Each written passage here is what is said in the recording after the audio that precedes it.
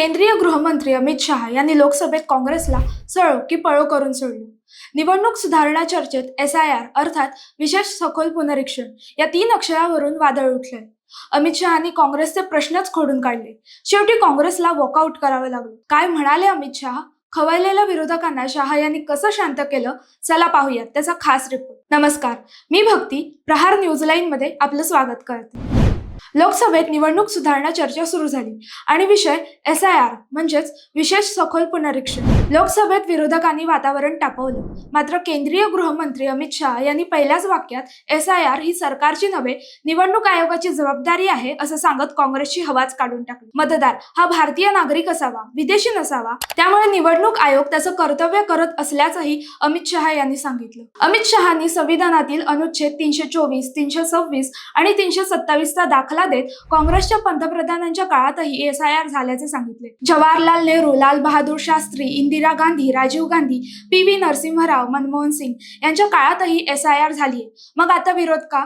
असा सवाल करत अमित शहानी विरोधकांचं तोंड बंद केलं। निवडणूक आयोग पूर्णपणे घटनात्मक संस्था आहे। आयोगाचा अधिकार, मतदार परिभाषा, मतदार यादी तयार करणं आणि अद्ययावत करणं ही निवडणूक आयोगाची जबाबदारी आहे। या तरतुदी झाल्या तेव्हा भाजपा अस्तित्वात नव्हती असं म्हणत त्यांनी काँग्रेसला वास्तवाचे भान आणून दिले। इतक्यात राहुल गांधी मध्येच उभे राहिले, प्रेस कॉन्फरन्समध्ये डिबेटचं उघड आव्हान दिलं, मात्र अमित शहांनी माझ्या भाषणाचा क्रम मीच ठरवणार असं सांगत राहुल गांधींना रोखलं आणि तिथूनच वादाची ठिणगी पडली। भाजपाला सत्ताविरोधी लाटेला क्वचितच सामोरं जावं लागलं, कारण भाजप कधीच जनहित विरोधी काम करत नाही। मात्र काँग्रेस जिंकले तर निवडणूक आयोग चांगला, हरले तर EVM खराब असं म्हणत अमित शहानी काँग्रेसला डिवचलंय। राहुल गांधींच्या RSS वरील टीकेलाही अमित शहा यांनी सडेतोड उत्तर दिलंय।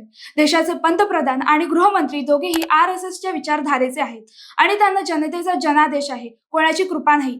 संघ विचारधारा असलेल्या व्यक्तीला पदावर बसवण्यापासून रोखणारा कोणता कायदा आहे असा सवालही त्यांनी उपस्थित केला। बिहारमध्ये यात्रा काढली तरीही ते हरले, कारण नेतृत्व कमजोर आहे। काँग्रेसचे कार्यकर्ते याचा हिशोब मागतील असा टोलाही शहांनी लगावलाय। पत्रकारांनी प्रश्न विचारला तर काँग्रेसवाले त्याला भाजपाचा एजंट ठरवतात असंही अमित शहा म्हणाले। अमित शहांचा हल्लाबोल सहन न झाल्याने काँग्रेसने शेवटी लोकसभेतून वॉकआउट केलं। माहिती आवडली असेल तर कमेंटमध्ये नक्की कळवा आणि अशाच नवनवीन व्हिडिओ पाहण्यासाठी लाईक, शेअर आणि सबस्क्राईब करायला विसरू नका।